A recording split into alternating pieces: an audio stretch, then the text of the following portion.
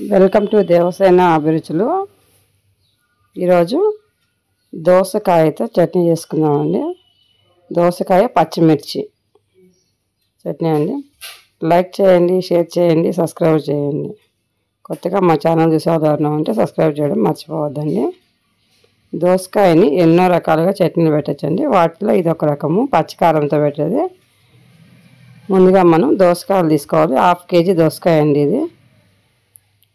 ఒక 100 గ్రాములు పచ్చిమిరపకాయలు, చింతకాయ తొక్కు, దోసకాయ చింతకాయ తొక్కు, కొంచెం జీలకర్ర ఇంత.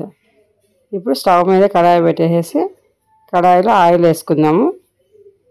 ఆయిల్ హీట్ ఎక్కిన తర్వాత కొంచెం జీలకర్ర వేసుకోవాలి. ఈ జీలకర్ర కొంచెం వేగిన తర్వాత మనం తీసుకున్న పచ్చిమిరపకాయలు శుభ్రంగా కడిగి ముక్కలుగా కట్ చేసుకుని వేసుకోవాలండి. ఒక 100 గ్రాముల పచ్చిమిరపకాయ, ఎందుకంటే దోసకాయకి ఎక్కువ కారం పట్టదండి.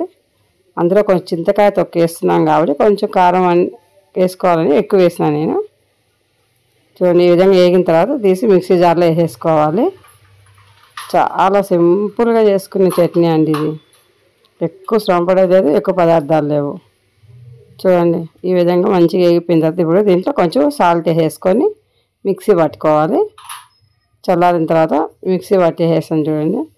ఇప్పుడు ఇందులో చింతకాయ తొక్కు, చింతకాయ సీజన్ తెచ్చిపెట్టుకొని చింతకాయ, పసుపు, మెంతులు వేసి దంచిపెట్టుకుంటే ఇలాంటప్పుడు కర్రీస్ వేసుకోవచ్చు. ఇప్పుడు మనం సన్నగా తరిగిన దోసకాయ ముక్కలు కూడా కొన్ని, సగం దోసకాయ ముక్కలు మిక్సీకి వేయాలి, సగం దోసకాయ ముక్కలు అలాగే పెట్టుకొని పచ్చడిలో కలపాలి.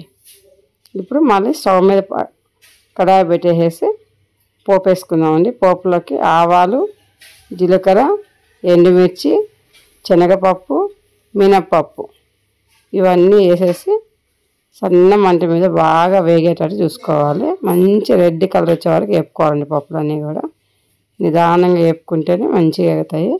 కొంచెం కరివేపాకు వేద్దామండి. చూడండి, కరివేపాకు కూడా వేసాం. ఇప్పుడు దీంట్లో మనం కొంచెం ఇంగు కూడా వేసుకోవాలి. ఇంగు వేస్తే దానివల్ల జలుబు చేయడం అనేది అలాంటివి ఏమి ఉండవు. స్మెల్ బాగుంటుంది, టేస్ట్ కూడా బాగుంటుంది. కొంచెం ఇంగు వేసుకుంటున్నాము. నేనైతే ఎల్జీ ఇంగు వేసుకుంటున్నాను. మీరు ఇంట్లో ఏది ఉంటే అది వేసుకోవచ్చండి. ఇప్పుడు మనం చేసి మిక్సీలో వేసుకున్న చట్నీ మరి మెత్తగా వేయొద్దండి. ఇది కూడా మిక్సీలో కచ్చపచ్చగానే వేయాలి. దీంట్లోనే మనం సగం దోసకాయలు మిక్సీలో వేసాం, మిగతా సగం ముక్కలు ఇప్పుడు కలిపేసేయాలి. ఎందుకంటే అక్కడక్కడ ముక్కలు తగులుతూ ఉంటే నోటికి మంచిగా ఉంటుందండి. అందుకని ఇలా చేస్తాము. అన్నీ మిక్సీకి వేసాక అంత పచ్చడిలాగా అయిపోతుంది. అలా కాకుండా ఈ విధంగా చేసుకోవాలి. కొంచెం పసుపు కూడా వేసుకోవాలండి. నేను పసుపు వేసాను, చూపించడం మర్చిపోయాను.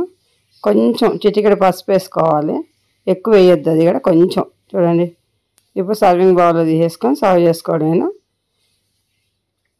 కొంచెం పసుపు వేసినందుకు ఈ కలర్ వచ్చిందండి. పసుపు వేయాలి, నేను చూపించలేదు. చూడండి, మంచి కలర్ వచ్చింది. టేస్ట్ కూడా బాగుంటుంది. దోసకాయ చింతకాయ పచ్చిమిర్చి పచ్చడి. ఈ చింతకాయ తొక్క మీకు లేకపోయినా పచ్చి చింతకాయలు తెచ్చుకొని చేసుకోవచ్చండి, బాగుంటుంది. ఇది ఒక వెరైటీ అండి. ఇది తిన్న అన్నంలోకి వేడి అన్నంలో పెట్టుకొని తిన్నామంటే సూపర్గా ఉంటుందండి. ఇది పోపులో కూడా అన్నీ వేసుకున్నాం కాబట్టి ఆ పప్పులు పంట కింద పడినప్పుడల్లా మంచి రుచి వస్తుంది.